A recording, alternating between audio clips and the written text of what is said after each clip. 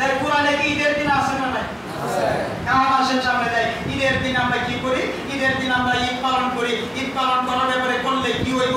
আবু বকর সিদ্দিক আল্লামা শিহাবুদ্দিন ইবনে হাজার হাইসামি রাহমাতুল্লাহ আলাইহি আল্লাহর ওলি আন-নিয়ামাতুল কুবরা আলাল আলাম এই কিতাবের মধ্যে লিখতেছে রাসূলুল্লাহ সাল্লাল্লাহু আলাইহি সাল্লামের প্রধান সাহাবী হযরত আবু বকর সিদ্দিক রাদিয়াল্লাহু তাআলা যিনি ছিলেন হিজরতের সাথী, আল্লাহর হাবিবের একেবারে নিকটতম সাহাবী, যিনি রাসূলুল্লাহ সাল্লাল্লাহু আলাইহি সাল্লামের শ্বশুর হিসেবেও যিনি গণ্য, তিনি বলছেন যে মান আনফাকা দিরহামান আলা তিরাতি